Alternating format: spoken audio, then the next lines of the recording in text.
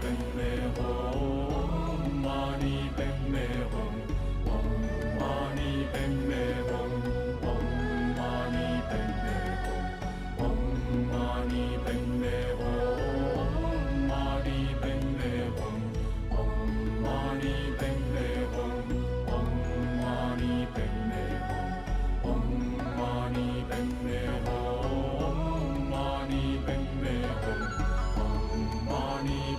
Hum, Om Mani Padme Hum, Om Mani Padme Hum, Mani Padme Hum, Om Mani Padme Hum, Om Mani Padme Hum, Om Mani Padme Hum.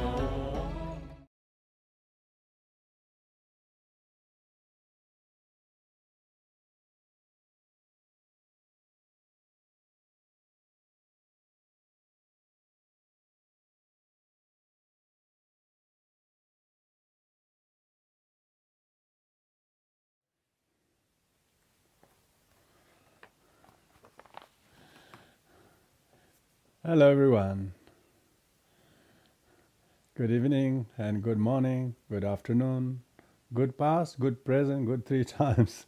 Whatever time zone you are in, thank you very much for not forgetting to tune in and be with our friends together and listen to the very wise teachings of Asanga, the great Indian scholar and a master and realized bodhisattva. So welcome, and we're going to first of all do our prayers, the refuge and four immeasurables, which we can screen share just in case some of you in the living in the tribal region haven't received Australia or didn't get to receive. So we'll share the prayers. Join your hands at the heart and put your feelings and thoughts and good intention and motivation you bring in be a cause of unfolding our hearts and minds, and have many wondrous gifts will stem from this to our journey of life. With that in good intent, we recollect the qualities of the Buddha, the Dharma, the Sangha, as well as the practicing of the Dharma, the four immeasurables, immeasurable loving kindness and compassion, joy, equanimity. So with this in mind, we'll do the prayers. O yenda Buddha Dharma Asanga Ajere Fyete Lajam by virtue Ajevendala Ashare Vadavajube and Abu Dharma Asanga Ajere Fyete Lajam by virtue Ajevendala Ashare Vadavajube and Abu Dharma Asanga Ajere Fyete Lajam by virtue Ajevendala Ashare Vadavajube. May all beings have happiness and cause of happiness. May they be free from suffering and the cause of suffering. May they never part from happiness that knows no suffering. May they dwell in equanimity, free from attachment, aversion, and those near and far. May all beings have happiness and cause of happiness. May they be free from suffering and the cause of suffering. May they never part from happiness that knows no suffering. May they dwell in equanimity, free from attachment, aversion, and those near and far. May all beings have happiness and the cause of happiness.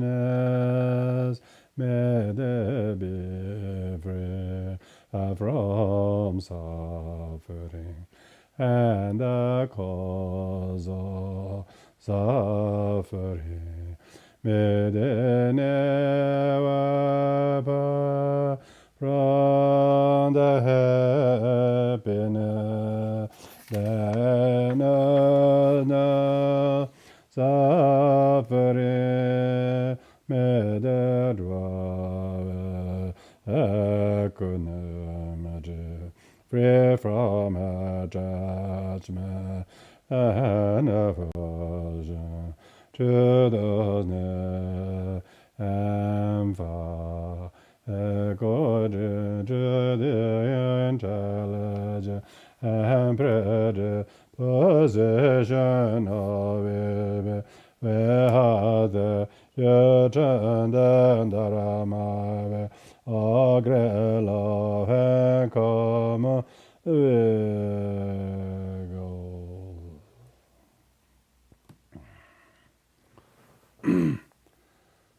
So, I believe all of you have received a handout for today. Have you received? Yeah. Some have received, so most people have received. Those who have not received, I have no idea. I'm sure most of you have received. So if you haven't, please, you might need to register. So anyway, so we're going to continue where we left last week. We are studying this very famous Mahayana Buddhist textbook of the Tibetan monasteries. And some of the monastic textbooks have off limits who can look and who can study and who can't. But some are very, very universal. And this is one of those universal textbooks that anybody can study without having done first few years or 3 years, things like that. It's such a universal subject and topic. And here in this case, we introduced last week the title and the background and what is the main contents of the text. And today we're going to now continue actually going into the main body of the text. I did just say last week that the mythological story that this was a text written by Maitreya is definitely a myth. It's not fact. It is taught, written by none other than Asanga, maybe with the help of some his inspiration through his meditation, through Maitreya, Shakyamuni Buddha, and his actual teachers. Who knows? But it shows very clearly in today's handout at the top of the page that all those 7 Vajra points are actually drawn from 5 major Mahayana sutras. And these are all teaching of Shakyamuni Buddha. How can you therefore justify that Shakyamuni Buddha is not the source of these teachings? Of course he is. So that's why it was mentioned in the last verse, when we read the second verse, there are a natural order, and one should know the first three refer to the triple gem, Buddha, Dharma, and Sangha, and the rest of them, the Buddha nature, enlightenment, qualities, and activity. All of those are taught in different chapters of Dharani Shwaraja Sutra. So I have listed the names of the specific sutra, the sources in which each of these 7 Vajras are taught in very, very undisputed Mahayana canonical text, Buddha Vachana. So therefore, this hasn't got any base for having a mythological origin from Tushita heaven. So let's settle with that. This makes the teaching very 21st century, because we are actually accepting teaching that are taught by historical Buddha, and when Asanga wrote these texts, that is in 4th century. That's 700 years after Buddha passed away, and so that's the origin. Now today we're going to go over the actual main body of the text, the relationship between the 7 Vajra points. It is captured in the third verse. From the Buddha stems the Dharma. From the Buddha Shakyamuni coming into the world. And when he taught the Dharma for 45 years, since his enlightenment until his breath last, he gave teachings. And so therefore the Dharma comes from the Buddha, and therefore from Buddha the Dharma, And those who heard the Dharma, from the Dharma stems the assembly of noble ones. Not just those from who heard him, but those who practice him, those who meditated, and those who practiced real discipline, and then became arhats and bodhisattvas. So therefore, assembly of noble ones. That's why the sequence, the relationship between the first three Vajra points, Buddha Vajra point first, second Dhamma Vajra point, third is the Sangha Vajra point. From the assembly attains the Buddha nature. It is those Sangha, the Vajra point Sangha, who heard the Dharma, practiced and cultivated the Buddha, cultivated the Buddha nature, and nurtured the Buddha nature, becomes the cultivated Buddha nature. There are two types of Buddha nature: natural Buddha nature and cultivated Buddha nature. All sentient beings have natural Buddha nature, but those who deliberately took refuge and took up the bodhicitta and practice is called what we call the Buddha nature. So Buddha nature is necessarily realized by the Sangha. Most probably realize Sangha. So that's why the fourth Vajra point is Buddha nature. And when the person who practice Buddha nature, by Buddha nature means cultivate the bodhicitta. They take the vow of bodhicitta, practice the bodhisattva way of life, and therefore they nurture the Buddha nature, then elemental primordial wisdom. So the Buddha nature is element primordial, and then from that attainment of the primordial wisdom, they attain the wisdom, which is the supreme enlightenment. So the fifth Vajra point is the enlightenment, yeah? And then the Sanghas actually have the cause of gaining enlightenment.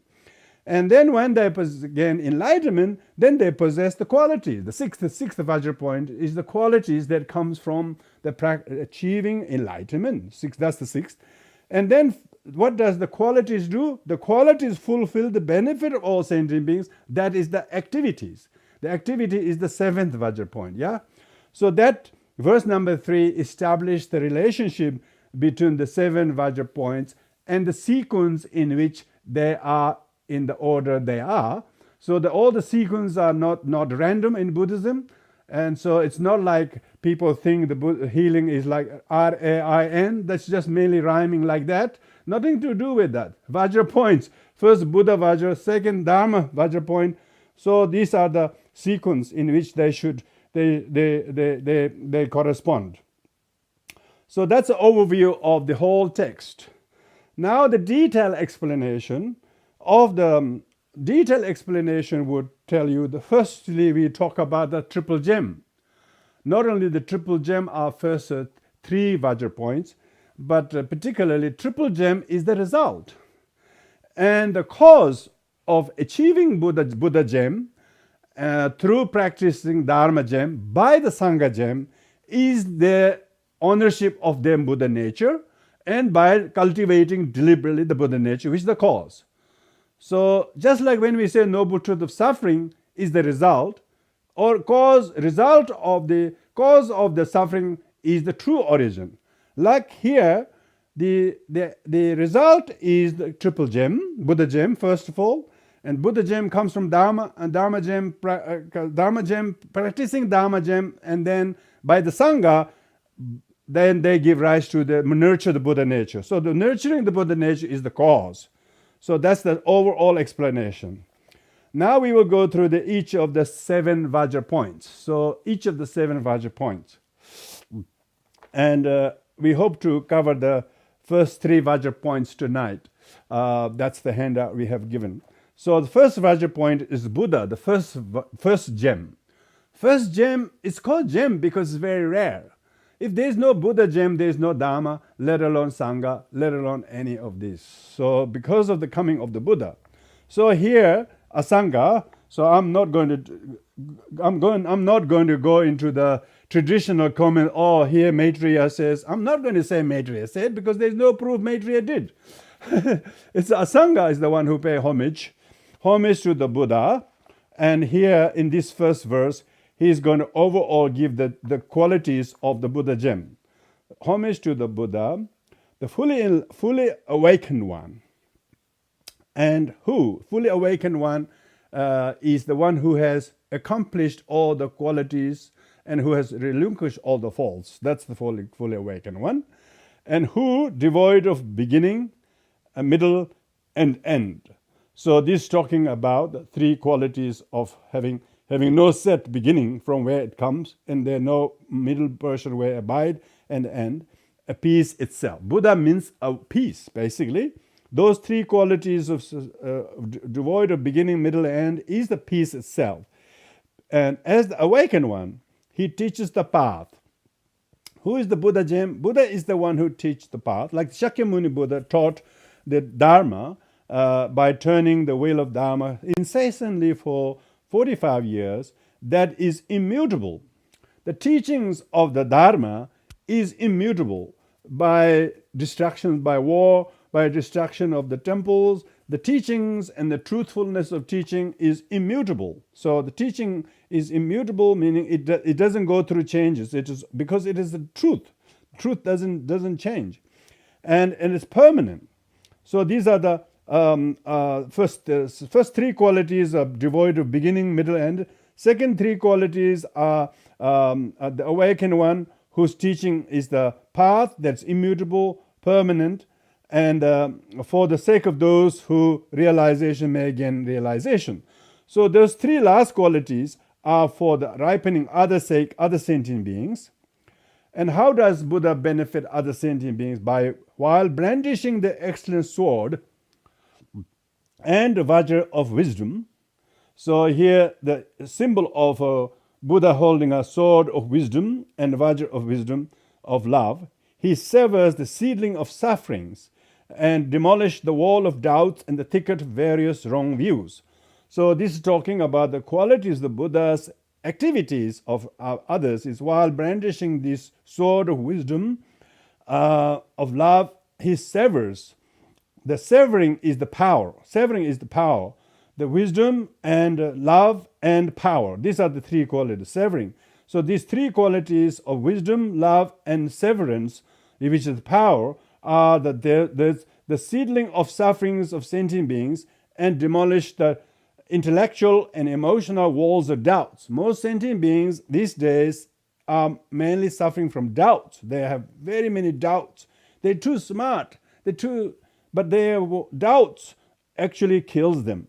So Buddha's teachings, with rational teaching, it destroys those walls and thicket of various wrong views, such as for mistaken wrong views, thinking life is pleasurable, things are permanent, self is real, phenomena are truly existing. All those wrong views are destroyed by the hurling of the Vajra.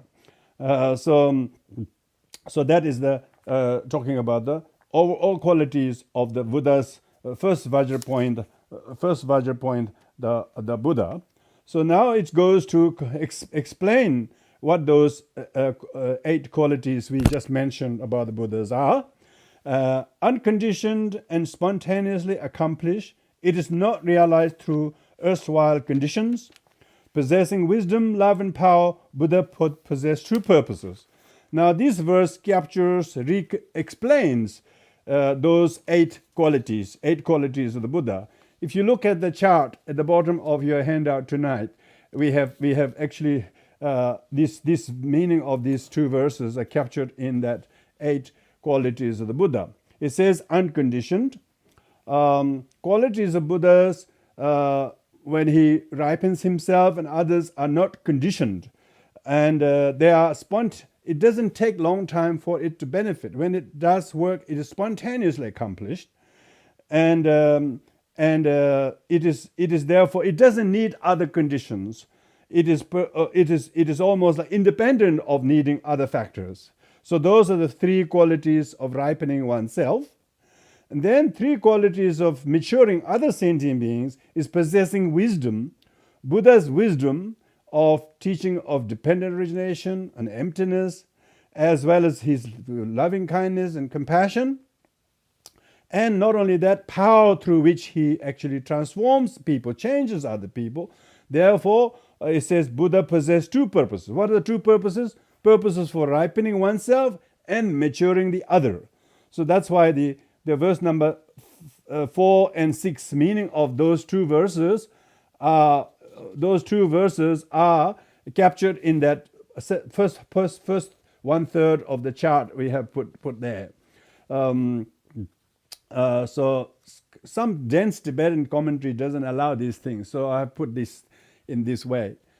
And so now, being devoid of beginning and middle and end, it is naturally unconditioned. So now it is explaining what is unconditioned. Because conditioned things like this pen, when there was a time this pen was not pen, this pen was non-pen, it was many other things, and it's got a particular time when everything began and conditioned, and then it became a pen. The Buddha is not something like that. It is therefore free of beginning, naturally unconditioned. So Buddha's state of Buddha mind is Dharmakaya. Because Buddha Dharmakaya is immovable, is unconditioned, therefore it is free of the beginning, middle, and therefore it's unconditioned. It is described as spontaneously accomplished. Their compassion with which they ripen other sentient beings, what they do is spontaneously accomplished. Since it is through their self-realization, it is not realized through other conditions. Yeah. So therefore, when it says it is unconditioned, it is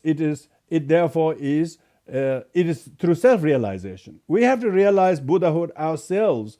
In the end, you can't rely on rituals and all those things. You have to realize through your own practice. So therefore, because it is through self-realization, it is not through other conditions. Realizing these three constitute wisdom, and teaching the way constitute loving heart.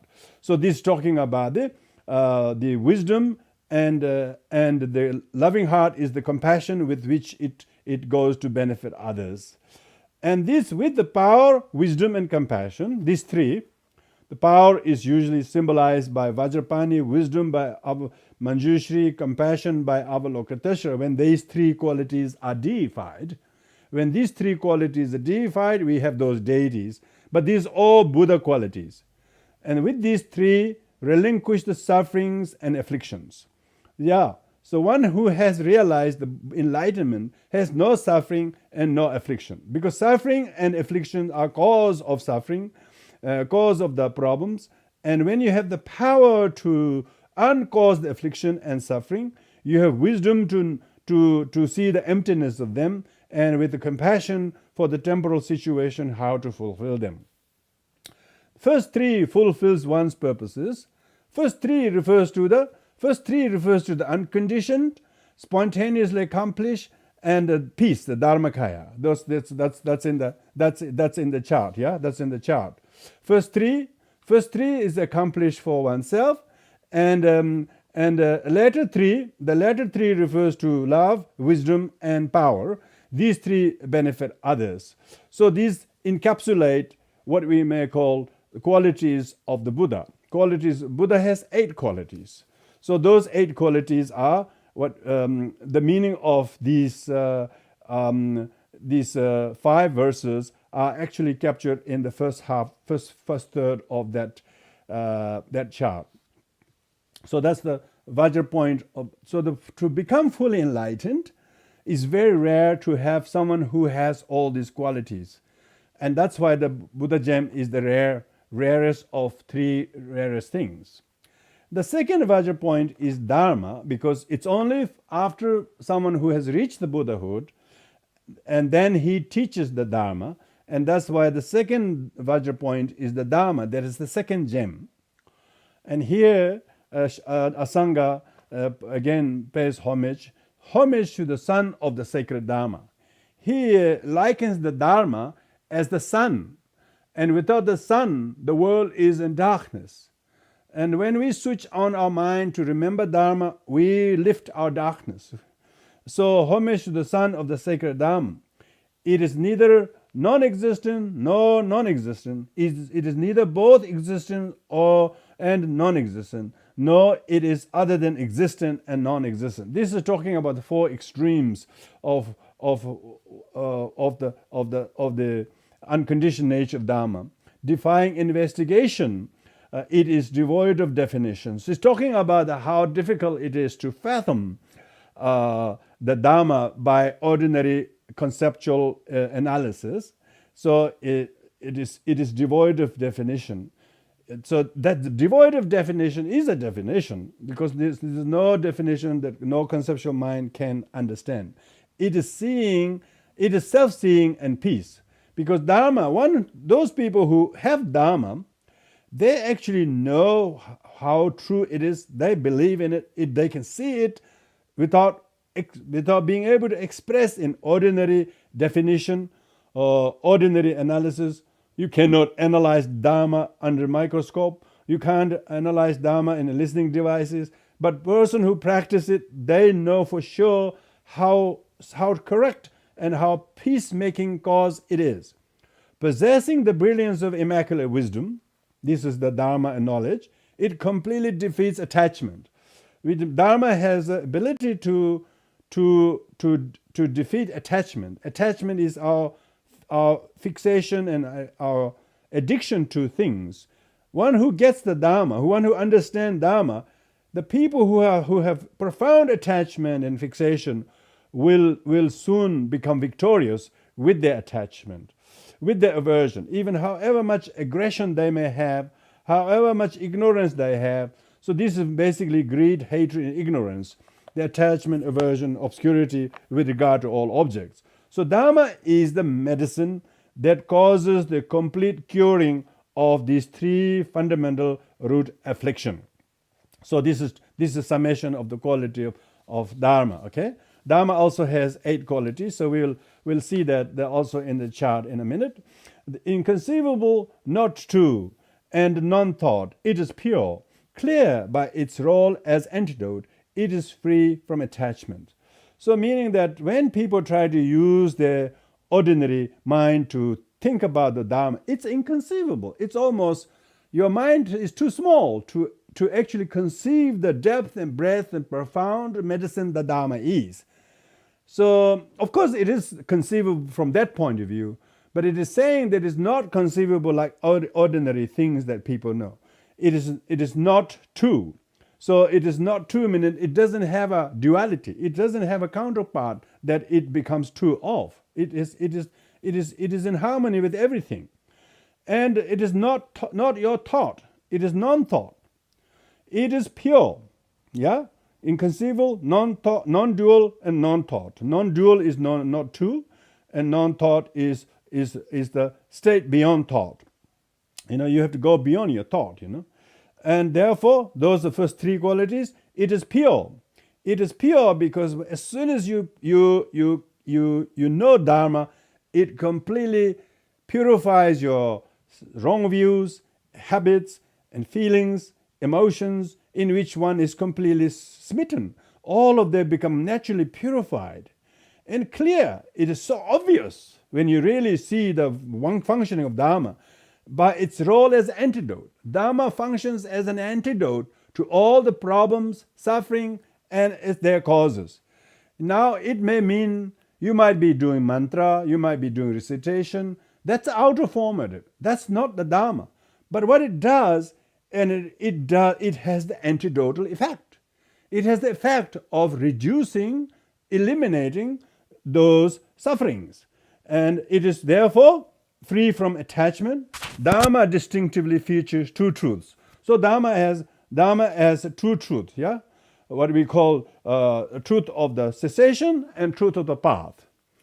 So that's the real meaning of the Dharma, Truth, usually we say Dharma has a scriptural Dharma and realizational Dharma. The scriptural Dharma is the path Dharma. Realizational Dharma is Dharma of cessation. So that's why in the chart, if you look at those 2, the quintessence of Dharma's quality constitute 2. Noble truth of the path and noble truth of cessation.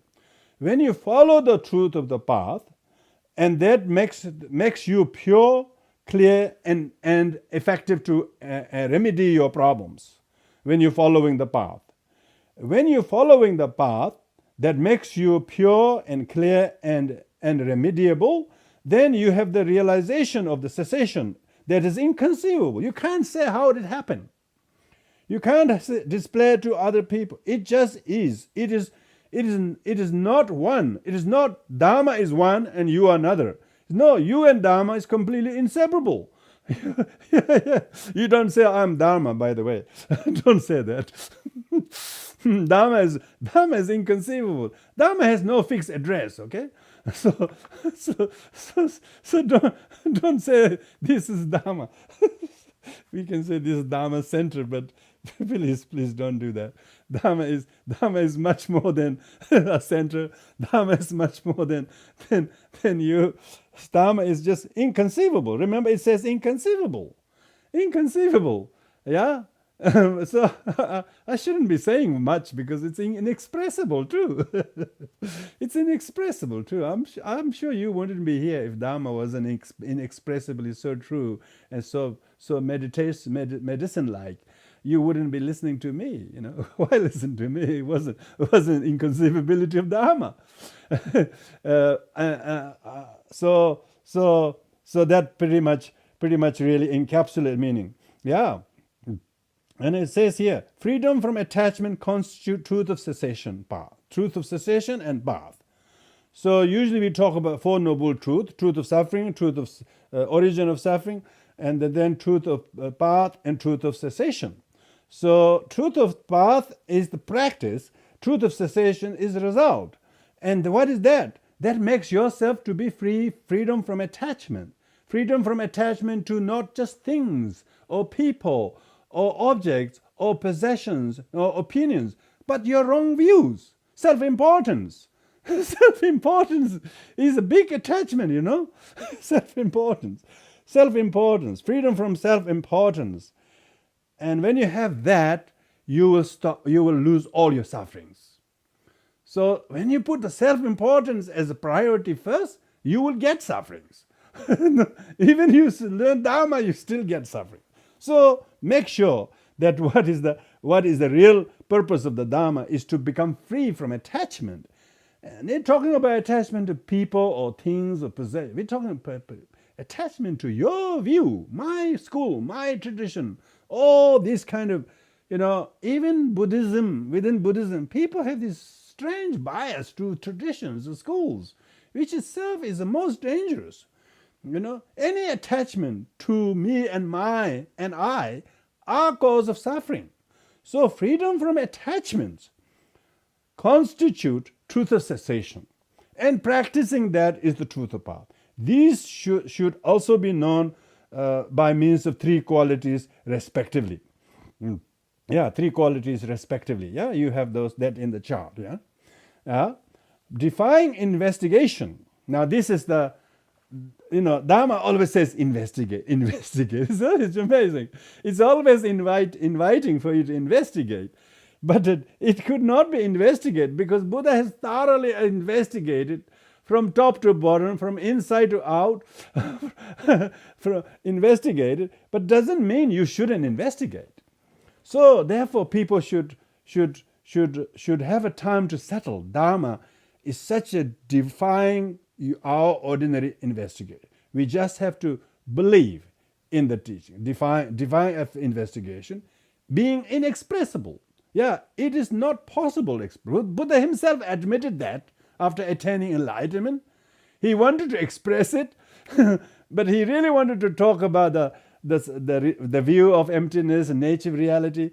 He can express it, but nobody will understand it. And so inexpressibility meaning that it's not ordinary people will understand it, because they will say, what the hell is talking about? I'm getting out of here. Because they're all talking about things, how to get things. And Dharma teaches how to let go things, how not to become attached to, how not to believe in the self, how not to believe in the permanence, how to not believe in some supreme creator. Everything that everybody believes, Dharma says no, of course is inexpressible. There's no vocabulary that can really help people to understand the meaning of Dharma as clearly as it's being inexpressible. And it is known by the noble ones. Yeah. It is the knowledge. It is the wisdom. Because it is the wisdom of the enlightenment, it could not be taught in the classrooms. It could not be taught in degrees. It could not be, you cannot assess people's Dharma knowledge in terms of giving them a MA or PhD. You cannot. They're only doing that in textual knowledge. The textual knowledge they can give degrees, but realization of Dharma, you can't give degrees, It's only known and realized by the noble ones. Noble ones do not claim to have any possession of the knowledges. It is therefore inconceivable. Dharma is inconceivable, and because it is peace, because Dharma is peace, remember? Dharma is peace, non-dual. Non-dual means it is not one, not the other, so it has no duality. It actually, the true meaning of the Dharma, you can't say is Buddhism is Dharma and the other is not. So Dharma is non-dual. You can't say this is Dharma, that is not Dharma. True Dharma, you wouldn't know what it is what, because people could be practicing kindness and non-attachment, and even without professing as a Buddhism, but they could still be practicing Dharma. There are many beings who don't need to profess themselves as a follower of Buddha or that, but they could still be practicing the very, very gist of the Dharma, which is all the above, and say being peace. You just overcome your anger, attachment, object of attachment, and your wrong view about you. When you pacify them, and that is Dharma. So therefore you can't point finger, this is Dharma, this not, and therefore create the duality, non-dual. Dharma is actually, it transcends the duality that distinguish one from the other. Dharma is non-dual. And this is realization Dharma. Free from thought. It is not a thought of a person, okay? It is not a kind of idea of one person. It transcends thought. It transcends all thoughts. So Dharma is that which transcend all thoughts. The purity and so on is akin to the sun. So that's why at the very beginning he paid homage to the sun of the Dharma. So it's giving the analogy of the Dharma being the sun that dispels the darkness, that removes the cold chill of samsara and the wrong views, and it warms. It matures things that are otherwise will not ripen like fruits. Anyone who hears the Dharma, however immature, childish they were, within days, weeks, quickly, they will start unfolding. They will start growing and maturing. Like the sun, without the sun, the plants die. Likewise, without Dharma, people are malnourished. They have things, but they're still so poor. They have so much, but they're so poor. There are so many things, but they're so lonely. They know so much, but they still are struggling to keep themselves even marginally happy. Why? Because they haven't got the warmth of the Dharma, sun shining on their light. They have wrong views, their attachment to things that are impermanent as permanent, and the no self, their name as a me, and things as mine, and object as real, and things, emotions as truly existing. So they are completely in the cold and darkness. When they don't have the true four rays of the sun shining into the light, four right views, unless they become exposed to the four foundational mindfulness teaching shine on their light, they are still in the darkness. So that's why Dharma is the purifier of the wrong views, remover of the cold chill, remover of the darkness, a remover of the denseness and the lostness all the sentient beings suffer, whether it's in their misery or their sadness or what they think is a loss. They think it's a loss. They think they have lost something. Until they found the light of Dharma, it is a loss. But later on, if they found the Dharma, the loss is a renunciation. Loss is a cause of renunciation. It's actually good news. Good news. So loss is not a loss. Buddha actually ran away from the gain. He thought the gain was a burden. Oh, the gain was a burden. Everybody's going in search of burdens. Buddha is running away from gains. And then he didn't call it loss. He called it liberation. Why? He is looking for Dharma. So therefore Dharma is like the sun. Because when in the sun, you're not in the darkness, you're not in the cold, and you're not miserable, and so on. So therefore, you can see these are the very ancient and classical symbols of Buddhism is sun. Later on, you will notice in Vajrayana teaching, sun disk is used a lot. Sun disk is used, lotus moon disk is used. This is not just pretty face, pretty yellow circles. We use visual Dharma to remember Dharma is the sun. And that's why all the deities got sun disk. Because here in this very classical Buddhist text, it devotes 4 verses and it's using the sun as the metaphor that Dharma is. Dharma has a warmth, Dharma has a light, and the light has there is no discrimination by the light, where it will dispel, where it won't dispel.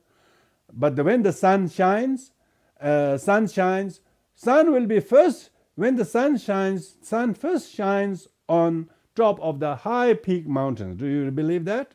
You can see the mountain tops are very glistens. There's no sunlight in the valleys, but the mountain tops, slowly the sun rises in the valleys and even in the deep in the very lowland area. So like that, people who have good height of the right view, right merit and devotion, they will see the sun of the light more quickly. We are fortunate. We are like the top of mountain. We are all in the high peaked mountains. Therefore, we can receive the light of Dharma fairly early in our life, or as soon as you heard the Dharma, you straight away got it, because you have the good merit to actually enjoy the sunlight that soon. But others who are living in a very low-lying ground, firstly, Dharma sun doesn't reach them. Secondly, even reach them, they don't realize how true it is. So sun analogy and metaphor is not new, not made up by Vajrayanists. Okay, Vajrayanis are very skillful dispensers of the ancient metaphor into visualizations, so that the solar disk is not just a symbol, but actually is encapsulate the meaning of the second Vajra point. Second Vajra point is the Dharma, the sun like Dharma. So when we take refuge, people take refuge, so say refuge spiritualism, without knowing what is the Vajra point of the Buddha, what is the Vajra point of Dharma. When you understand the triple gem, the Buddha gem, the Dharma gem, and Sangha gem, there is no 4th refuge, there is no 5th refuge, there is no 6th refuge. They later on augmented, Dakinis, Yidams, and Lamas, and so on, and that is very, very, very good on them. But they should really go and focus talking about the 3 Dharma gems, 3 gems: Buddha gem, Dharma gem, Sangha gem. You only hear about triple gem, don't you? You don't hear about quadruple gem. You don't hear other gems. So let the Vajrayanis do their elaboration. But go back to the Mahayana. Mahayana is the root of the Vajrayana. If you get to the quintessence Mahayana text like this one, Mahayana, Shastra, like Uttaratantra, but I'm using the word 7 Vajra points so that we can remember the points very, very clearly, so that our listening ear actually has funneled the thing down in your heart, that you constantly feel the 3 Vajras, Buddha gem, Dharma gem, and Sangha gem. You will always feel yourself in the bright lit room of your life. You're not lost in the darkness thicket of a dark room where there is no sunlight. And so that's why Dharma is incredible, inconceivable. So those 8 qualities are listed on the second half of the chart. You can see. And then now the third Vajra point. Third Vajra point is the Sangha. Yeah, Sangha. So Vajra point is the Sangha, the third gem. So each of these gems that we have has these long verse at the beginning. That's 15 syllables, 4-line, 15 syllables. Then it goes to explain in 9 syllables. And what it does, it encapsulates a long verse, and then it elaborates those 8 qualities. So you will learn tonight 16 qualities of the triple gem, 8 qualities of each of the gem, 6 main and 2 other main fact features. Like the first 3 qualities of Buddha is to ripen oneself. Second 3 qualities of Buddha is to ripen other sentient beings. So that's the 8. And 8 qualities of Dharma is the first 3 quality is the result, which is truth of cessation, and the next 3 qualities, pure, clear, and antidote, are the truth of the path, which is the cause. Because only by creating the causes, yourself following the Dharma path, then you're starting to experience the recovery. We call cessation. Recovery means cessation is that you actually feel inconceivable.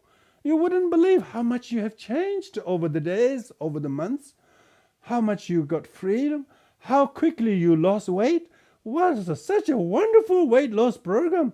Oh, it's called Triple Gem. Triple Gem. Wait, some people lose couple of kilos of fat. They think it's great. How about the wrong views?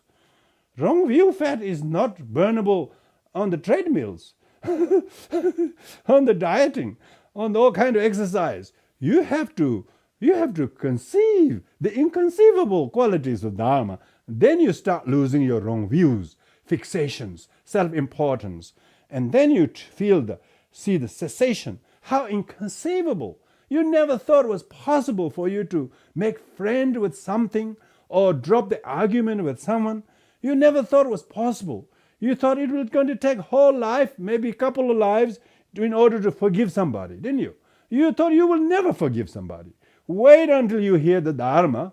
Wait until you really got a hearing ear that really works, and for goodness sake, this time the ear is hearing something useful for a change. Listening so many things, but most of them are just temporary entertainment. Chewing gums here, listening to music, looking at something, touching at something. Oh gosh, you can see how lost sentient beings are. What they're chewing is tasteless. What they're listening hasn't got much. What they're touching has got not much. Nothing's anything useful. So trying to entertain the 5 senses while the 6th sense become completely malnourished. Wait until you feed the Dharma.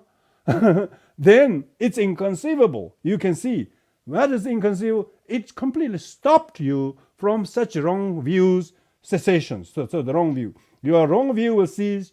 Your bad thoughts, bad memories, bad views, bad opinions, bad plans, all stops. You say, you thought you were going that road, weren't you? All of a sudden, you pull the brake. Yeah, cessation means stop. Stop. Stop going that road. Oh, you feel so tempted, don't you? So tempted to highlight and judge somebody else. Oh, you're so driven to think that someone is wronged you. Oh, you're so driven. All these things. Wait until you pull the brake and stop the inconceivable self-control. That is what we're talking about. Inconceivable Dharma. There is a cessation. There is a non-duality. There is you and Dharma you can't separate. Dharma has just completely made you nothing.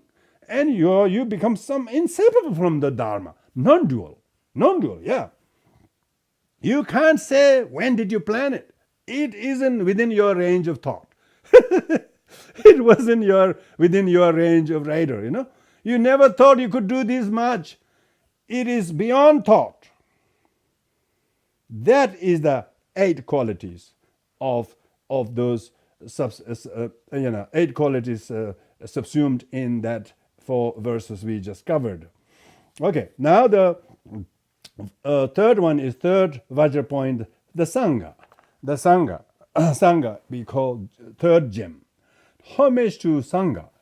even if there was a Buddha, there was a Dharma, if there weren't Sangha like Asanga, he practiced so hard. His mother sacrificed her nunhood. She tried so hard in order to propagate Dharma. She realized the number of the Sanghas and practitioners was really dwindling. This is only 700 years after Buddha passed away, And she deliberately decided to become a mother than a nun, so that the giving birth to her to few sons will greatly uplift the Dharma. She realized the Dharma is so precious, but it needs the people. It needs the people, the Sangha, who can, uplift the Dharma and benefit sentient beings. And so that's why we are talking about here a true story of Asanga. Asanga himself, who authored this, he is very humble. One of the reasons I like to share you is that there was a tradition in Indian and Tibetan scholarship in writing that the students who got so learned, he writes a book, but he doesn't want to put his name. He doesn't want to put his name because out of humility. It's not important who wrote it, but it is important who wrote it, as long as the one who you can talk about is an enlightened one. So no wonder Asanga wanted to give the credit, the authorship, to Maitreya. I mean, who would dispute that except me?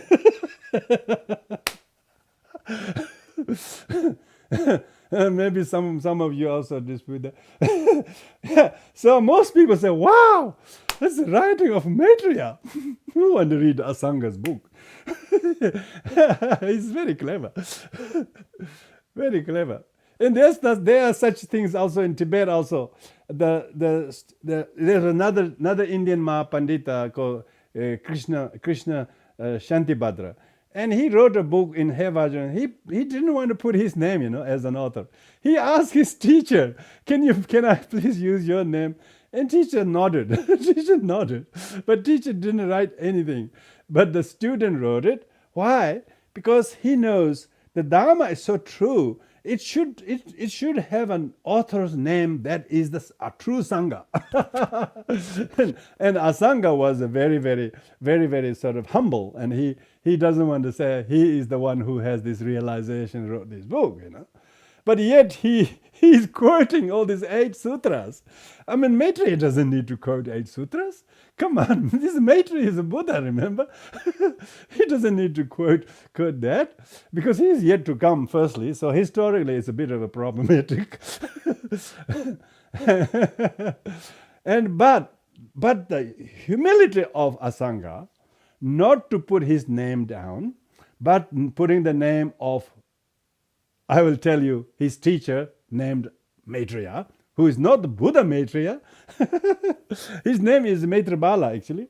And he has so much devotion to his teacher, and he could not distinguish his teacher from Maitreya Buddha and Shakyamuni Buddha. And therefore he credited the book to Maitreya Buddha. And people call it 5 works of Maitreya Buddha. Yeah, Tibetans have no hesitation but to adopt all 5 books as a curriculum, as a part textbook for the monastics to study, of which this is the second most important text. The other, they are all important, but this has 404 verses, and the Mahayana Sutra Alankara, I can't remember the verses. The other 3 are very short texts, and barely 30 verses each. So quite interesting. I was thinking about the number of the verses. This has 404 verses. Aryadeva's writing on Madhyamika text is 400 verses. Nagarjuna's the Mulya Madhyamika also has 400 verses. So there's something about 400 verses there. If you are numerically very interested as you are very, very interested as a numerology, there's something about 400 verses in the Indian Buddhist scholarship.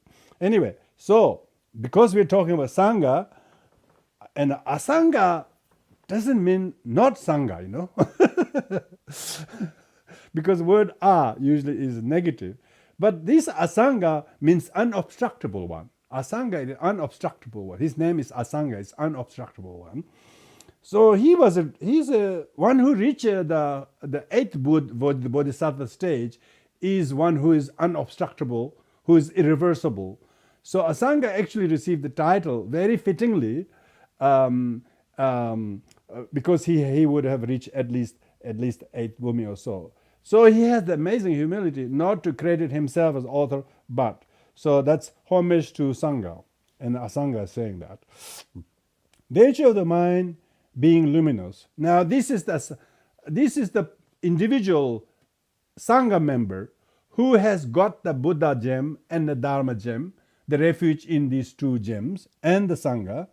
And what does that Sangha do? The Sangha who has received the Dharma, they realize how to realize the luminosity of the mind.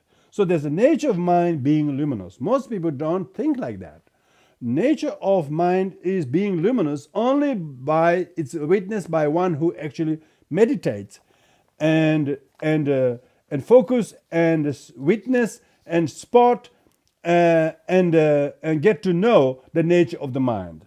So therefore, luminous nature of the mind, it refers to that which sees everything as they are or as it is. Luminous. They know the afflictions are devoid of essence. Yeah, they know the afflictions are particular afflictions. This is a conventional truth. They know the afflictions are, but they know they are devoid of essence. Afflictions are not permanent. They are not truly existing things. So therefore, these things are particular conditions. It is neither, so they know the afflictions are devoid of essence. Having perfectly realized all being lacking self, ultimate in peace. So these are three. Knowing as they are and seeing as they appear. So knowing as they are is ultimate truth. Seeing as they appear is relative truth. And seeing as they appear is a relative truth, and ultimate self lacking, being lack self, ultimate in peace. They possess mind of pristine understanding. So this is the Sangha. Yeah, Sangha has these two knowledges, two qualities: knowledge and liberation. The knowledge are three: knowing, seeing all things as they are, seeing as they appear, and the self-awareness. So those are three qualities of the knowledge. And three qualities of liberations are devoid of any obstructions. How perfect Buddha permeates all them. Possessing primordial wisdom, they have the range to see boundless purity of sentient beings. So the Sangha here refers to Arya Sanghas, the Sanghas who have reached the level of the Arhathood or above, The Arhathood are 8 kinds, stream enterer and stream abider, once returner abider, and once returner enterer and abider, and non-returner enterer and abider, and then Arhathood, enterer and abider. So there are 8 levels of Arhathood, and so here it's paying homage to the Sangha. Now to elaborate these meanings, as their vision of inner primordial wisdom of phenomena as they appear and as they are. So these are now breaking down the 8 qualities of Sangha. So the Sanghas who are in that state of the realization, they have vision of inner primordial wisdom, and they don't rely on extraordinary sense faculties. They are beyond clairvoyance. They don't have to rely on the 5 sense faculties to have the knowledge, but inner wisdom, primordial wisdom of phenomena as they appear is the relative truth, as they are in ultimate truth. Both these relative and ultimate truth they see is pure. The wise Sangha do not relapse. So these Sanghas do never relapse. They are irreversible as they endow the peerless qualities. So the Sanghas endow and possess these incredible, unimaginable, therefore matchless qualities. Sanghas have these qualities we could not possibly learn to match.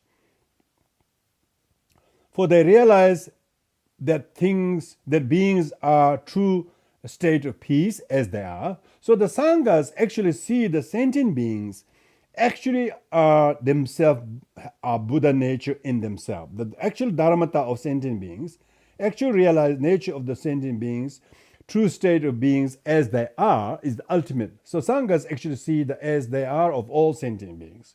So they actually see the Buddha in all sentient beings and are naturally pure, and the afflictions were primordially consummated. All of their afflictions were consummated, meaning exhausted. So the Sanghas have no afflictions, and these afflictions never existed, and those that existed were only conditioned one. Conditioned afflictions were all consummated. The mind which ultimately knows all things is the state of omniscience. So the Sanghas actually have the omniscience.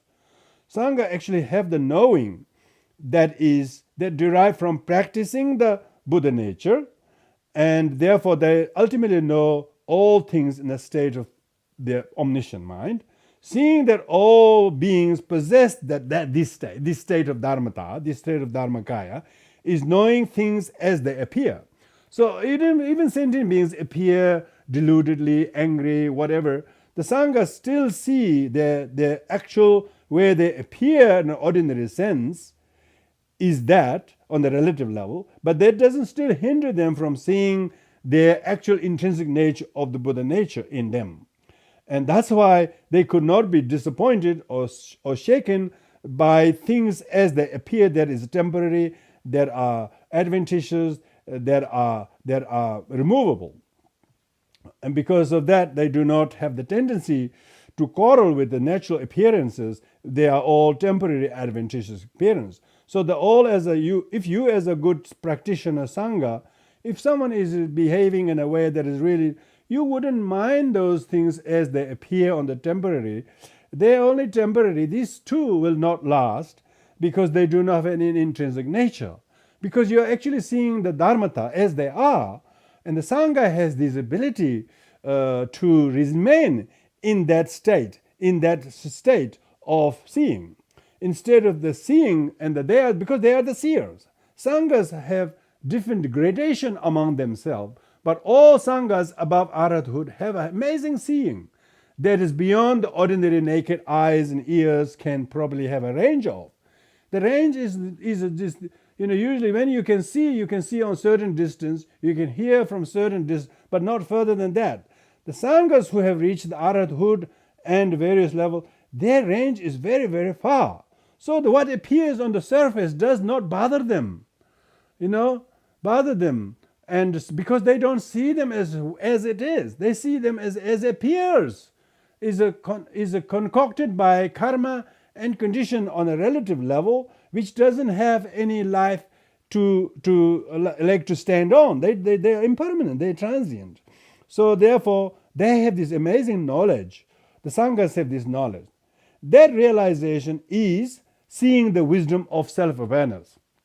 Yeah, the realization of the Sangha is the realization of our own nature being the primordial nature of the wisdom of Dharmakaya as it is. The immaculate sphere, which is devoid of attachment and obstruction, is the purity. So it's list the qualities, yeah? So list the qualities here. As the seeing of the primordial wisdom is pure, yeah, so when you see the primordial wisdom, you do not have the distinction between primordial wisdom of his or her or this. They are all non-dual, remember? So therefore, peerless indeed is the wisdom of the Buddha. And only kind of observation the Sangha has is they can see the incredible wisdom of the Buddha's wisdom, because which is more peerless than theirs. Their own realization is irreversible noble ones, because they will never relapse. They are refuge for all beings. The nearest and dearest port of call of the triple gem for ordinary sentient being is the Sangha. Without Sangha, how are you going to meet the Dharma? How are you going to meet the Buddha? Buddha is 2,600 years ago. It's very difficult to know about the Buddha unless there is Dharma. It is very difficult to know about Dharma unless there is Sangha. So that's why they are the refuge for all beings. And that's why the existence of the Sangha, even in a conventionalist or even sort of relative Sangha, is very important. Relative Sangha existence is very important. So that's what we have. The 8 qualities of Sangha are listed on the bottom of the chart. That 8 qualities are to divide into 2, knowledge qualities and liberation qualities. Because the knowledge, Sanghas without knowledge can neither liberate themselves nor liberate others. Sanghas are not liberating others because of their status, because of their power, because of their standing in society. No, because of the knowledge of the Dharma. The knowledge of the knowing as they are. This is ultimate. This is the view, ultimate view. Sanghas know the ultimate teachings of the emptiness and impermanence and the dependent origination and so on. So they know as they are. But they see sentient beings faring on the level their own karma and affliction has dictated, seeing as they appear. So sentient beings are manifesting their temporal karmic predicament, and the Sanghas know exactly what these as things they appear are caused by due to the individual karmas, individual person's unconscious choices they made. And therefore they have amazing compassion to the individual kind of a situation they are going through. But they know these situations of individuals are not only lacking of inherent existence, they know they're impermanent, but at the same time they know ultimately they are also relatively truly existing because they are created by the particular causes and conditions. So the Sangha has this amazing knowledge and they have this self-awareness. So these 3 are the knowledge component. Sangha with these 3 knowledge component has then the power to liberate others. So this is the liberation component. So the 3 other qualities are under the subheading of liberation. Rigdol yin then, we go Rigdol. Rig is the knowledge, Dol is the liberation. And with the Dharma, it is the truth of the path and truth of cessation. And with the Buddha, it is the ripening of oneself and ripening of others. So Sangha is liberated themselves from attachment. Themselves are liberated from attachment, and they can also teach how to gain freedom from attachment. Attachment, whether it is to this life or whether to self-importance, to wrong views, to samsara, or whatever it is, they are liberated from the attachment to both to this life. They will not work for this life. They will not work for samsara. They will not work for themselves, and they will not work with the attachment to their wrong views. So therefore they themselves have to be liberated from the attachment, whether that 4 is just a small example. And they are also liberated from their obstructions. The obstructions are a little bit subtler concept of the it's more like cognitive obscurations. In the end, Sanghas have to also be free from, liberated from the obstruction, and they also have the capacity to show others how to identify their own obstructions. And Sanghas can show and know and reveal the obstructions of others who are under their guidance.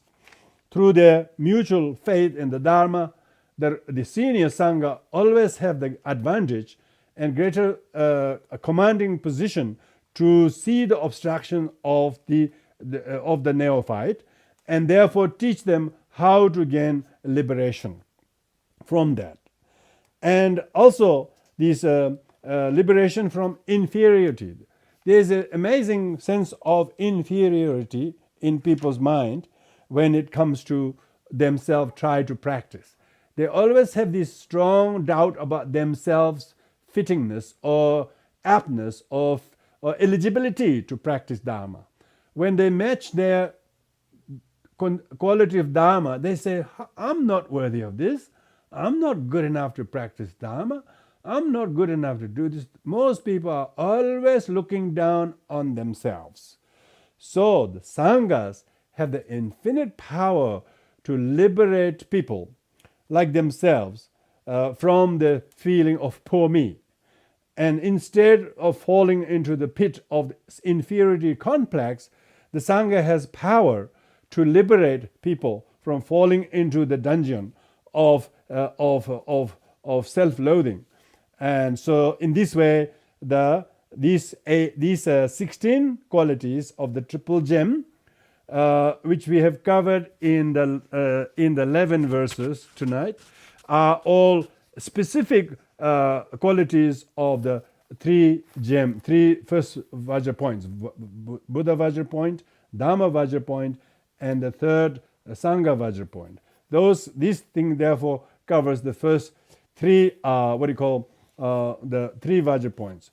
Now we will look specifically on the meaning of the three refuges.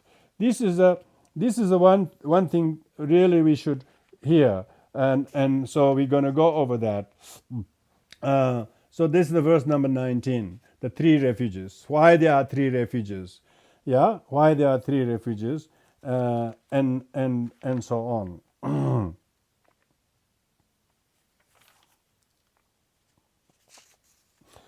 So this that temporarily there is a temporal reason why we have three refuges, but also it's going to show not only the temporarily we need three refuges, and that means ultimately there's only one refuge. There are not three refuges, and so it will explain why we need three refuges. And so generally speaking, refuge is ascertained as three. So means refuge is only three. So we call only three refuges: Buddha gem, Dhamma gem, Sangha gem, triple gem. Why? On account of teacher, teaching, and disciple. Because Buddha is the teacher, Dhamma is the teaching, and the Sangha are the disciples. Sangha are the disciples. So here, this is a very, even though it's a Mahayana text, it doesn't add another gem, because Buddhists tend to add another zero to make the teacher live longer. 60 years they live, they make 600. 900 years, 90 years, they put 900. Three refuges make them 4. And 4 refuges become 5. 5 becomes 6. Buddhists tend to do that, I've seen that, I can see how they increase the number of refuge objects. All the statues are increasing the shrine room. The Buddhas, Dhamma. And then the Yidams, then the Dagin, then the Yidams take over the whole Buddhas. You hardly see any Buddhas. It's all the Yidams take over the whole shrine. So in order to, because this is fairly old text, remember 4th century AD. 4th century AD is very happy with the three refuges, and it says why there are three refuges, and it gives a very diplomatically, it says that Theravadins, Theravadins who have many sutras, which we all accept the sutras, and also they also talk about three refuges, and there are scriptural quotations, and there are many reasons why there are three refuges. For oneself to be free from suffering or anything that one fears, and in order to be free from the suffering, there are three refuges. So that's from the ordinary point of view. From the Mahayana point of view, it's not just free from oneself from the suffering, but others also to free from suffering. So the reason of fear is different from the Theravada mind. Theravada is mainly fear of oneself staying in samsara too long, so they take refuge. Mahayana, on top of that, one takes refuge in order to achieve Buddhahood for the benefit of others. Whereas the Pratyeka Buddhas is mainly by taking refuge, themselves individually wanted to achieve Buddhahood by practicing the dependent origination. So therefore, according to the disciples, according to the appropriate aspiration of the Shravakas and Pratyeka Buddhas and Mahayanists, therefore the triple gem, three gems has been ascertained. So that's from the point of view of within the three yanas. So in classical Buddhist texts, when we talk three yanas, the three yanas are Sravaka yana, Pratyeka Buddha yana, and Mahayana. Okay, so we are referring to that. But here also it could be integrated even for every individuals. They need three refuges, because from the point of view of causal refuge, even the individual who takes refuge, in order for them to have the three refuges, the resultant refuge is the result that each of them are seeking is, one is liberation from samsara, others liberation from samsara but seeking higher than that, others a liberation from not only samsara but to gain enlightenment for the others. So the ultimate purpose, what they regard refuge, is threefold. Because if you do not gain the result of your refuge, you wouldn't say you have the refuge.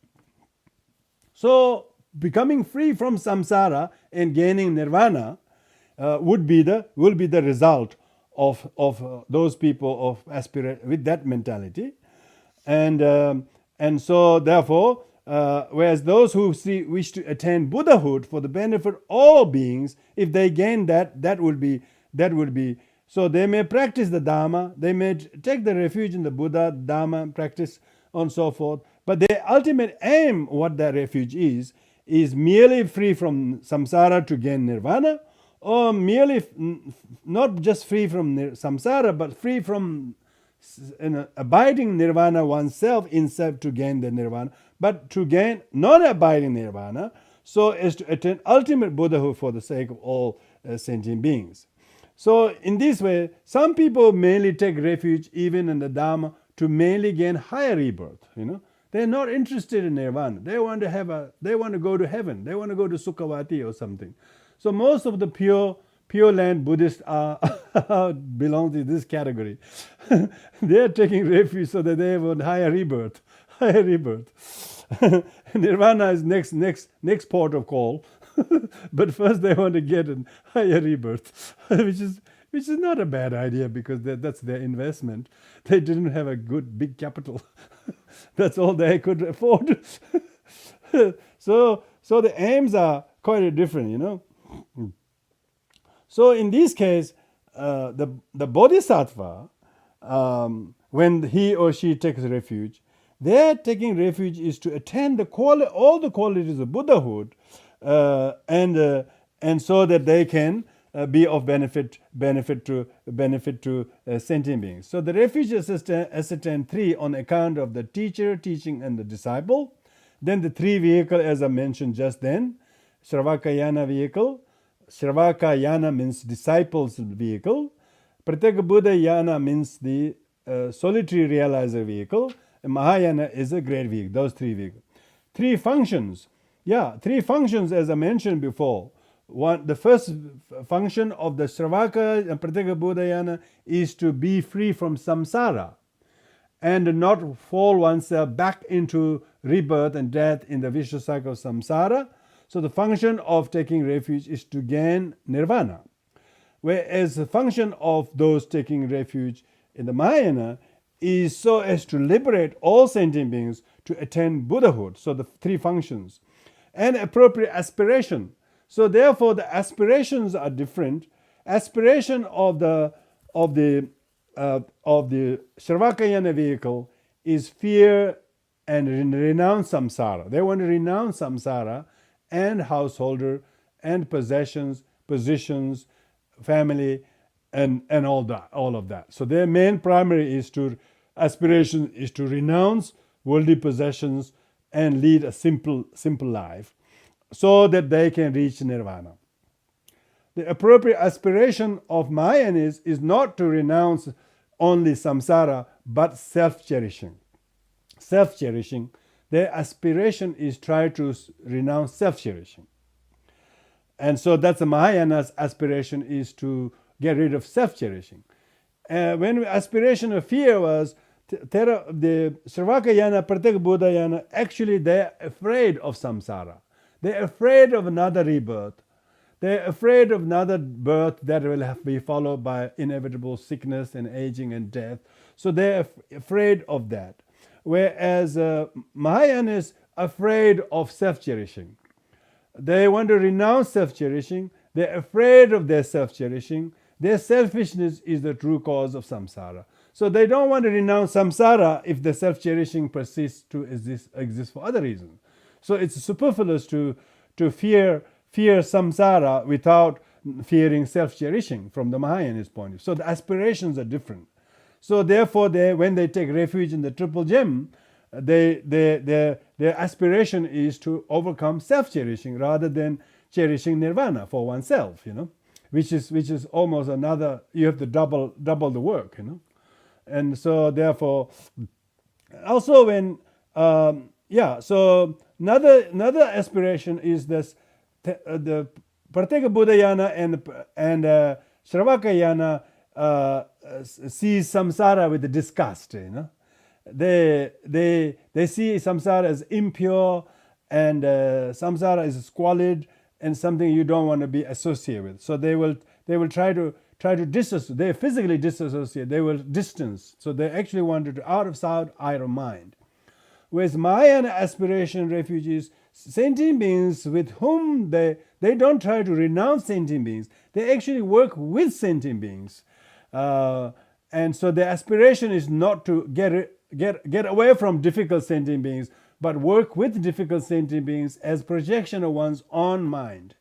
And so there's quite a different thing. There's a lot of duality in the former two vehicles. And also the main purpose of the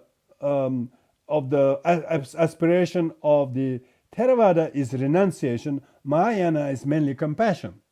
The faith in the triple gem are equal. From both Mahayana and Theravada have the same devotion to the triple gem, but the aspiration is to renounce samsara by the Pratyekabodhayana and Sravakabodhayana. Mahayana is to aspire to develop compassion to sentient beings, whoever they are. So therefore, refuge is ascertained as three on the basis of this Buddha, the Dharma, the Sangha, and the three vehicles as the three functions, as I mentioned, as well as appropriate aspirations. And now, Dharma is to be rejected as it is of deceptive nature. Now, that so far we have thus therefore talking about the refuge, refuge. Now it's talking about why the Dharma and the Sangha are not the ultimate refuge, but Buddha alone is the refuge. Now this is particularly poignant in this verse when it says this. If the Dharma is to be rejected as it is a deceptive nature, why is Dharma is to be rejected in a deceptive nature? This is referring to the Dharma, such as text, or the traditions, or like the boat. Boat is only used just to ferry yourself across the other side of the river. But after that, you don't carry the vehicle with you. So when it says it is to be rejected, means you actually leave the vessel behind you. You don't carry the vessel with you. Hope not. Then you got a much bigger job. So therefore, but lots of people are not doing that. They're carrying the vehicle. They say our vehicle is correct, yours is wrong, and they're quarreling with it. So they say your way is correct, incorrect, our way is correct. That is, they are not, instead of rejecting the Dharma after they've used it, they're actually carrying the Dharma and try to deceive others. And as Dharma is the real refuge. Of course, we're talking about the conventional function of the Dharma is to be rejected, and conventional function of Dharma is therefore, like say people doing rituals, they think that's Dharma. That's not really the Dharma. They think the books are the Dharma. That's not really the Dharma. You realize the meaning of the Dharma, leave the book aside, and you need to practice the meaning of the book. So therefore, thinking that you can quote a book and you know the Dharma is only literary of Dharma. That's not the real Dharma. Real Dharma is beyond something you can deceive yourself or keep. Beyond the real Dharma is neither to be kept nor to deceive yourself, to hold it. So therefore, Dharma is not the ultimate refuge. It is temporary refuge, like the boat is, like the bridge is, like the cup that you drink, the tea in Indian chai railway station. You straight away throw the cup because you drank the tea already, so you throw the cup. It's disposable. Dharma is disposable. The realization is of course not. A Sangha does not exist and transient. And Sangha also does not really exist. Sangha is not the body or the robe, okay? Most people get this wrong. Sangha, they are worshipping robes. They are worshipping robe and a couple of dyed vermilion clothes. They're all worshipping robe. They're not really practicing refuge in the Sangha. Most people are worshipping positions, titles, status, color of robes, color of hat, and the height of thrones. That's not real Sangha.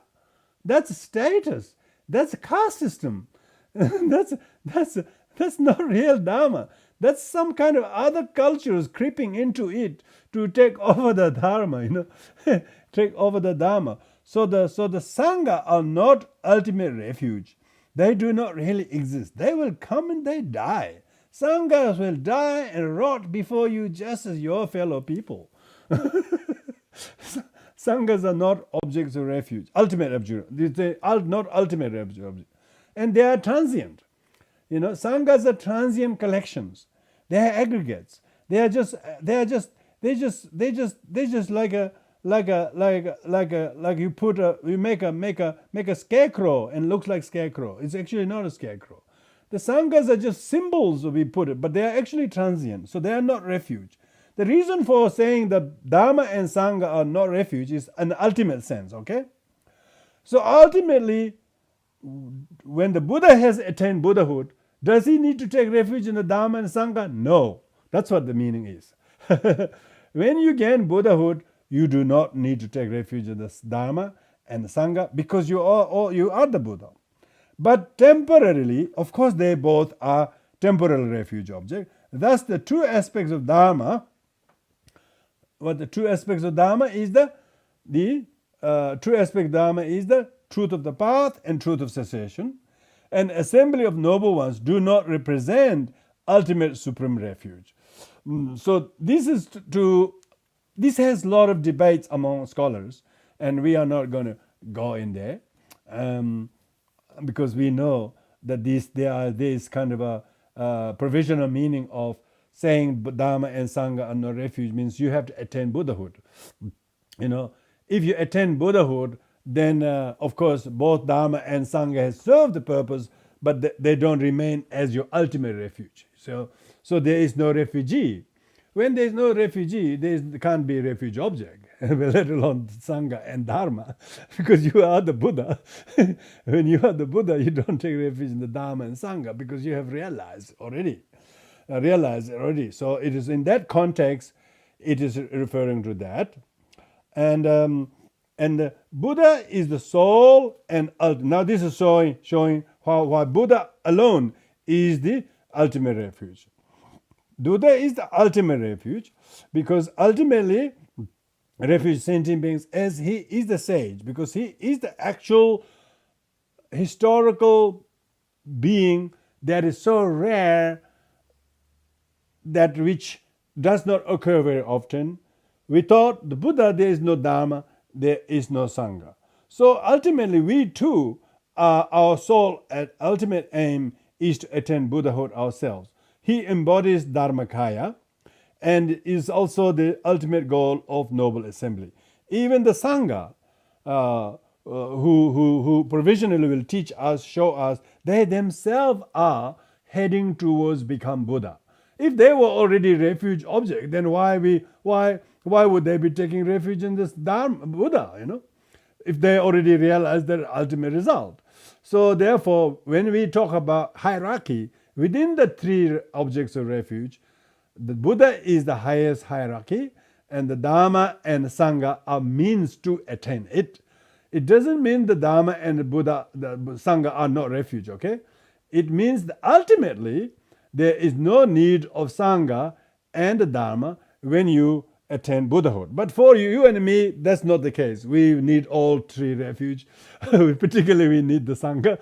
Particularly we need the Dharma before we have a clue before we see any of the clue and signs of become Buddha. So don't throw the baby with the bathwater.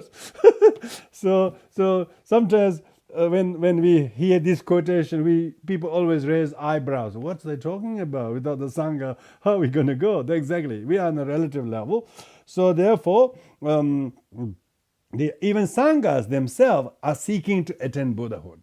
So therefore, and the Dharma is only means to attain Buddhahood. Itself is not the state of state. So now we will come to that very important commentary on the meaning of the word gem. Word gem. Now this verse number 22 captures that. It gives a very beautiful example of 6 qualities after which the word Ratna is given.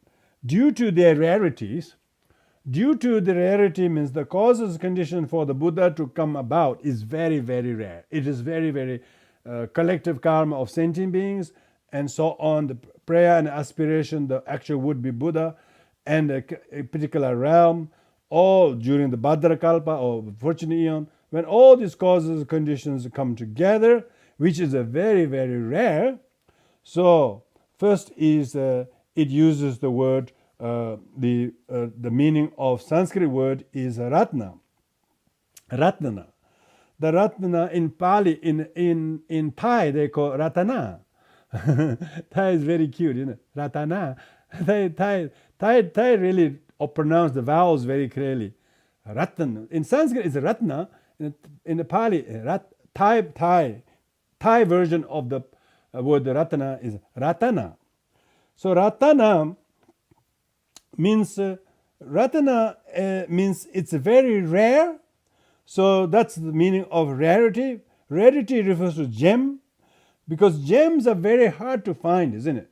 Gems are very hard to find. You don't find in the vegetable shops. We don't find in most shops. You don't find. Gem shop is only 1 or 2. And you can see there are not many gem shops. Gems are very difficult to find. So rarity. Likewise, Buddha is extremely difficult to find. When you find a gem, the gem is not only difficult to find, but it's very valuable. Likewise, if you found the refuge in the Buddha, which we have, I'm so happy we all have, otherwise you wouldn't be listening to me, that's for sure. You have refuge in the Buddha gem. Therefore, you have found the Dharma, found the Buddha gem. It's so rare to find. There are hundreds of books you can read. There are many, many things but yet you are always listening to Dharma because it's very difficult to find. Secondly, it is immaculate, Immaculate meaning that it is it is stainless. You could not put a see a fault in the triple gem. When you look at the 8 qualities, those qualities, 8 qualities in each of the 3 gems we went through, they are that's just Mahayana Uttaratantra Shastra lists those 16 qualities of triple gem. Yeah. Later on, we will talk about the qualities of Buddha. Later on in the separate chapter, you wouldn't believe how many the qualities inconceivable. 8 is just a little entree of the Buddha to introduce the quality of the Buddha, and it's immaculate. And third one is called power. Those who have the Dharma, those who found refuge, they are so powerful. They become formidable. They have reason to be alive. They have reason to feed themselves. Otherwise, they might as not feed themselves. What's the point of feeding another bag? what a wasting another 2 kilos of potato. Now there's reason to feed yourself because there is so much power and use through you. So the power. And the fourth quality is ornament. Ornament means that when you see people wearing the jewelries, small jewelries, they're wearing the jacket, they're wearing the coat, they're wearing all clothes, but people notice the gem, tiny gem on the ears and the nose. Because that beautified their miserable nose. That beautified their whole body is beautified by the gem. Oh, they say, oh, lovely necklace. Oh, lovely ring. Oh, lovely earring. Yeah, wait until you have gem of the triple gem in your life. Then you will see how beautiful you look, because you wouldn't show the gruesome face of anger, aggression, selfishness, righteousness, judgment. You will have the gem of humility, gem of kindness, tolerance, forgiveness, and you will shine that through your practice, prayer and meditation. It becomes even your whoever is, somebody is very old and you could not actually make much of use for them to do things for you, but their kindness, their quality of faith and the Dharma shines in them.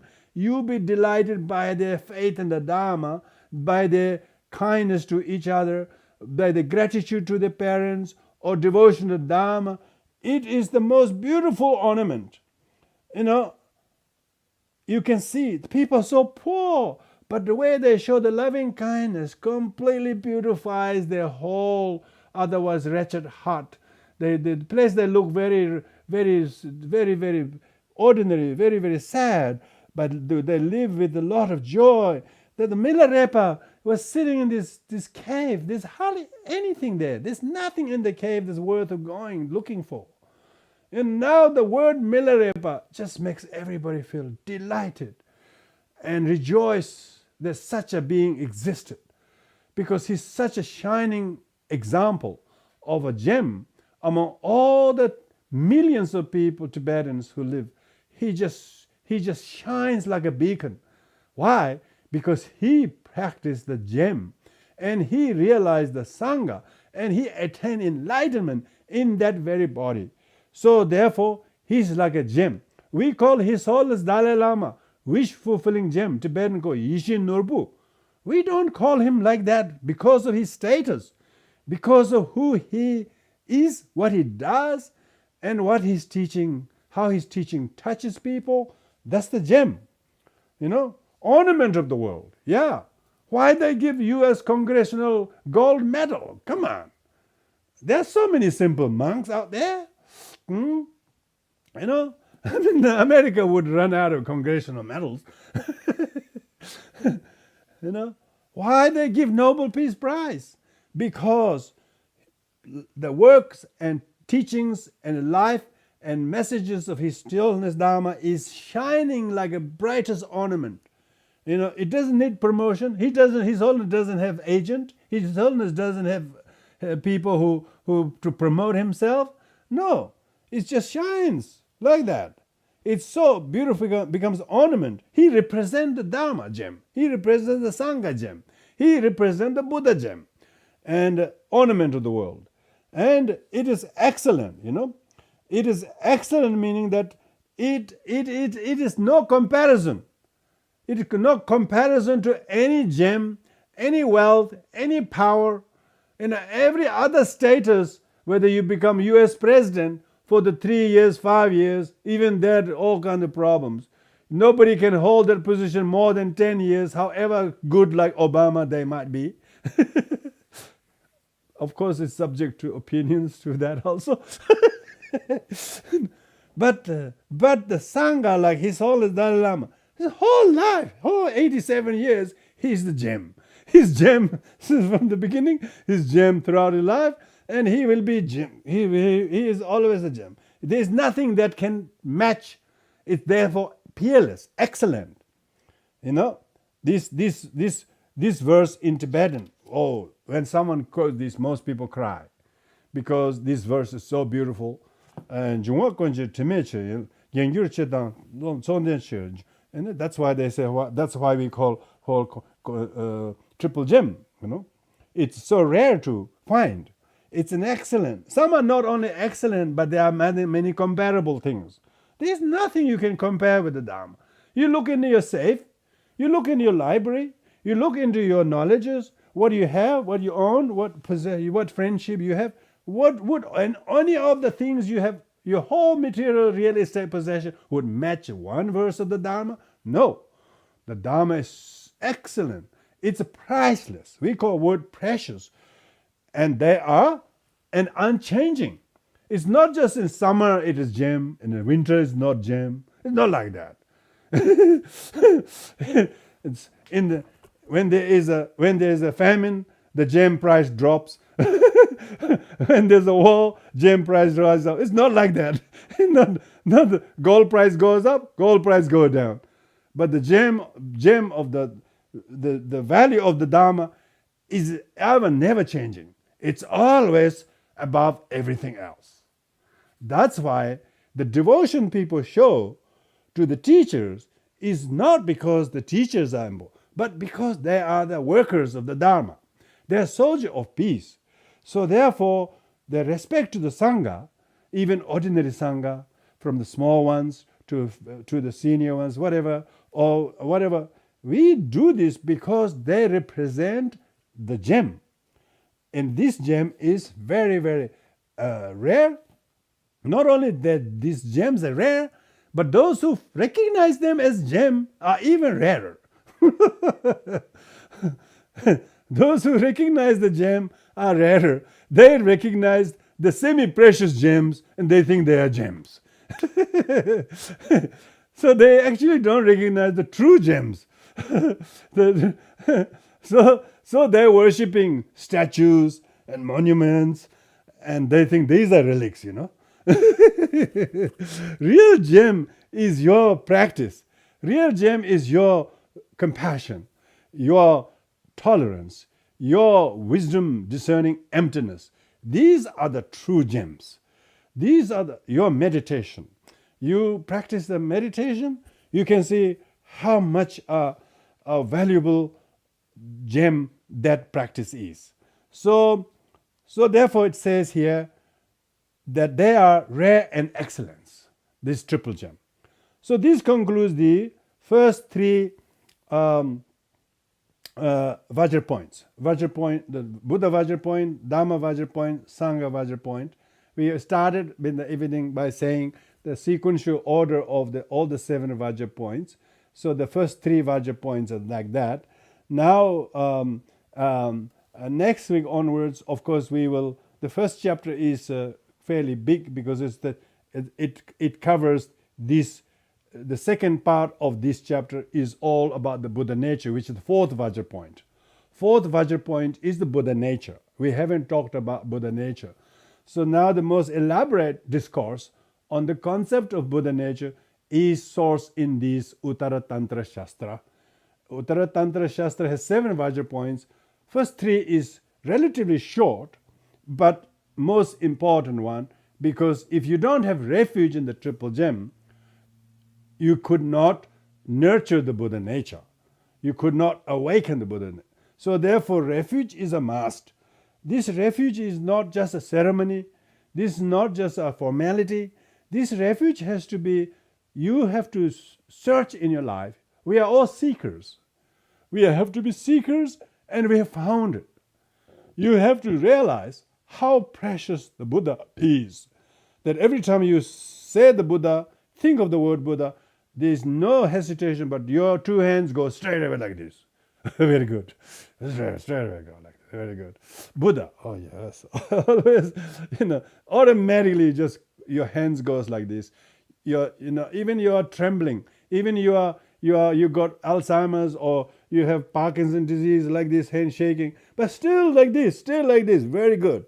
This is what you should do. This is, I remember Annie Choki, who passed away, the very old elderly nun. She can hardly keep her hand like this, but her hands is like this, taking refuge. Her hands is constantly shaking, not mainly because of her old age, but she feels moved by the devotion, by the joy, by the happiness from finding the triple gem, finding refuge, and recognizing the gem as gem, and then practice the gem. These gems means practicing kindness, practicing forgiveness, practicing right view, practicing loving kindness someone who's angry at you, practicing compassion to sentient beings who are difficult to deal with, who may have wronged you, who may continue to do wrong, but nevertheless, you don't say insult for insult, tit for tat. You don't do that because you have the gem, you have the Dharma, you have the medicine. It's not that you have to quickly go and rub the mala to practice. It's just the shine, shine the Dharma, shine the wisdom of Dharma, dispel the darkness of your poor meanness. Why did he do thatness? All these kind of wrong views are become completely dispelled. What does the gem do? Gem alleviates sorrow, poverty, and sense of hopelessness. Lots of people's life have many things. They have houses, they have boats, they have jet, they have private jet, they have tennis court, they have very nice, beautiful vessels, but there's still poverty. They still feel empty. They feel still useless. They still can't fall asleep because they're so poverty. They feel so hopeless. They don't feel adequate. Their life is so deprived of joy, humility, gratitude, tolerance. They are completely destitute. But when you have found the gem, refuge in the triple gem, then you have become the possessor of the true gem. When you have the possession of the gem, do you have to act very poor? Do you have to act very poverty? Do you have to act very lonely? Do you have to act very beaten? Or if you lose your wallet, do you think it's a loss or a gain? Wait until you lose a wallet, then you will know. Oh, may he who ever find my wallet be happy than I who had in my pocket. Very good. Yeah, that's a sign of a gem, sign of triple gem affecting your life. Instead of saying, oh, I lost my wallet, who took it, and suspecting everyone else, ringing hither and thither, oh, get all that. Yeah, the person has no refuge. So the refuge can be testing. All of a sudden you rejoice. You rejoice not because you have lost, but someone will find it. Someone will find it, and not everybody will be happy to find someone's wallet. They will be worried about one who lost too. You wouldn't believe how many people, good, kind people out there. They will not be happy they found someone's wallet. They will be worried about the one who lost it. You wouldn't believe how many good people are there in our society. They quickly call the local hospital or the doctor or the police and saying, I found this thing such and such. Quickly call the radio triples J or whatever. They're telling, oh, this beautiful mother found this wallet in that bus station or whatever. Amazing. So you see, it's not only, Your loss of wallet is not a cause of a problem. It's cause of compassion for others. Others will compassionate that you have lost, and you should you should also practice like you have the gem. You have the gem. So what I'm saying is, how do you know you have refuge? Not because you went through a ceremony, tie a little red string on your neck and have a piece of name on you. That's just a formality of going for refuge. But actual refuge is that you have this amazing certitude and composition and restitution in your life, that you have this sense of non-attachment to the wallet. Or if somebody really give you a hard time, instead of enmity, instead of saying, why did he do that to me? Feeling lots of compassion. What must be wrong in his or her life that they are doing like this? Not to me, but to themselves. Alas. And then you feel amazing detachment from aversion. But compassion naturally shines from you. That is the triple gem. That's the gem we're talking about. When you truly find the Dharma, when you truly have refuge, you will have this restitution. This you will have this mental constitution. You will find yourself changing. You will become wealthy. You will become wealthy of wisdom. You will have a lot of wellness too. You may be physically sick, but you are mentally well. Okay. Physically, everybody is sick. I tell you. Everybody got medical record. I tell you. Wait until your mind does not get attached to the miserable health and just accept the vulnerability of human aggregates and not becoming angry at your ill health, but still feel grateful to the carers and nurses and doctors, and think of all the millions of people who don't have any health care, who suffer in terrible medical conditions, who have no doctor, who doesn't get any prescription right. Think of them and not of your illness. That is when the gem shines. That is when the gem become ornament. That is the gem that makes you very wealthy. That is the gem that become powerful. That is the gem which makes you immaculate. That is the gem that you find a rarity of knowledge that you thought you lacked. That is the gem that is excellent. That is the gem that will not lose the value in you. So this is the first three Vajra points, which is such a great blessing. So thank you everyone for your wonderful Sangha fellowship in listening and being here, and that I have this great opportunity to read this text myself. It helps me more than I probably helps you. And of course, and if there is some help that's coming, then this is the Asanga who has delved into those 8 sutras and then wrote it down and put it there for none other than our benefit. Some 1700 years ago. Come on. Give me a break. This is long time ago text. This text has got over 100 commentaries.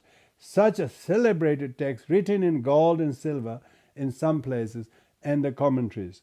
And I have the benefit of consulting half a dozen commentaries. Here is one by Khenchen Shenga Dzogchen Khenpo. This is most recent one. He passed away only about 100 years. This is Rongten's commentary, the founder of Nalen Monastery, who is the most celebrated Tibetan commentator on Asanga's works. He has written commentary on all 5 works of Asanga. So I'm mainly preparing myself by reading this book, and this is such a gem for me to read through, because this is unlike normal Tibetan text. This has been carefully prepared by some scholars in Tibet by putting the big headings of the outlines and the subdivisions and divisions and the subdivisions. So it also enables me to prepare these little charts in the notes. Without that, it's a bit dense. Anyway, so you have there before you, and thank you very much, everyone, for listening. and being here. We will do the dedication of merits of everybody, not only listening but really sussing and digesting and relishing the true hardships to find, and recognizing what the good find the Dharma is, and then revisit your practice and try to deepen your knowledge and composition of the understanding and articulation of that in your everyday life. What really refuge means, how do you shine yourself in everyday dark corners of life's journey. Sometimes you find yourself how to bring out the gem, how to bring out the sunshine of the warmth of the light of the Dharma, so that you don't feel so cold and you don't show any coldness to others because of they make mistakes or they have sufferings or they have problems, but how we will forgive them out of true loving kindness. You remember, if you have knowledge, you have to liberate. As a Sangha member, you have knowledge, what it is. You have to free them from obscurations, the obstructions and wrong views, by yourself not lumping them with their karma and difficulties. But we have to be kind to sentient beings. Then we are shining. We can smile and give them hope that we are not those who will cut them off, who will estrange them, who don't want anything to do with you because you're too good to be with them. They are too bad.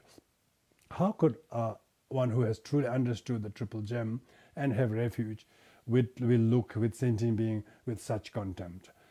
Will not. One who has refuge will not act with such contempt. Of course, that is the blessings of the refuge. That is the great change that we have gone through. That is the great growth that we can greatly expect ourselves to yield. And you would have even a reason to smile how much of the gem is starting to shine. Before it was covered in ungem-like things, now starting to shine, and then look at those things previously you couldn't smile at, look at them with kindness and grace to give them a sigh of relief, because you have the elixir of the Dharma, soothing and healing and remedying a problem, because Dharma has to remedy. Dharma is the antidote. Antidote makes you become well, makes you become kind, when you become non-attached. And then the three first Vajra points are something we have got. They are difficult to find because at Advent time they're difficult to find. But difficult even to realize who the triple gems are. Are they people? Are they books? Or are they objects? Or are they realizations? So we're talking about triple gem. That is mental constitution. Okay, mental constitution of ourselves. But by using conventional objects of refuge and refuge going, how do we reconstitute in our ultimate refuge practice of the triple gem?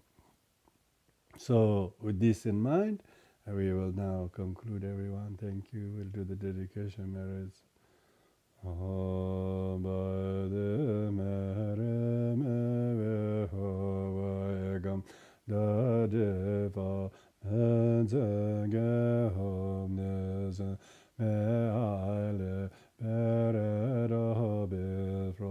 the ocean of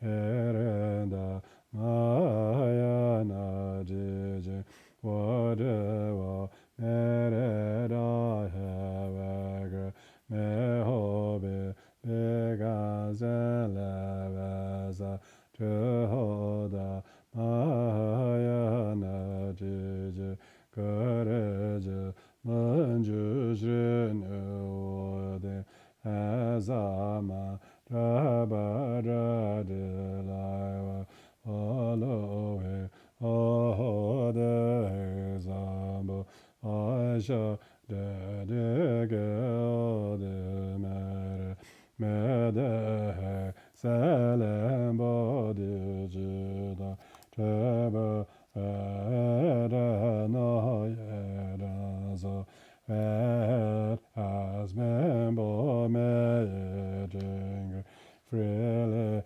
vedadi generation.